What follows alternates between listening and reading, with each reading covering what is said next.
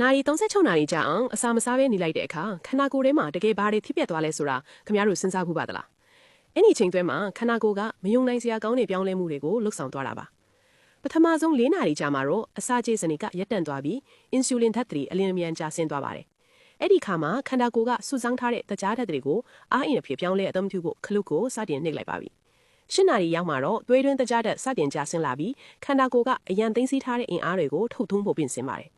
12နာရီရောက်မှာတော့တကယ်ထူးခြားတဲ့ပြောင်းလဲမှုစတင်လာပါပြီ။အဲ့ဒါကတော့ခန္ဓာကိုယ်ကအဆီတွေကိုစတင်လောင်ကျွမ်းစေတာပါ။အင်ဆူလင်ဓာတ်ကအနှိမ့်ဆုံးအဆင့်ကိုရောက်သွားပြီးခန္ဓာကိုယ်ကကီတိုစစ်အဆင့်ကိုရောက်ရှိသွားကအဆီတွေကိုအရေးပျော်စေတဲ့စက်ယုံကြီးတစ်ခုလိုဖြစ်လာပါတော့တယ်။16နာရီရောက်မှာတော့ autophagy လို့ခေါ်တဲ့စနစ်စတင်အလုပ်လုပ်ပါတယ်။ဒါဟာခန္ဓာကိုယ်ရဲ့သဘာဝအလျောက်အစိတ်တတောက်တွေကိုတန့်စင်ပေးတဲ့စနစ် detox မှုပါတယ်။သူကပျက်စီးနေတဲ့ဆဲတွေကိုခြေဖြတ်ပစ်တဲ့အညစ်အကြေးတွေကိုစွန့်ထုတ်ပြီးခန္ဓာကိုယ်အတွင်းပိုင်းကနေအပြင်ဘက်အထိပြန်လည်ပြုပြင်မှုတွေလုပ်ဆောင်ပေးပါတယ်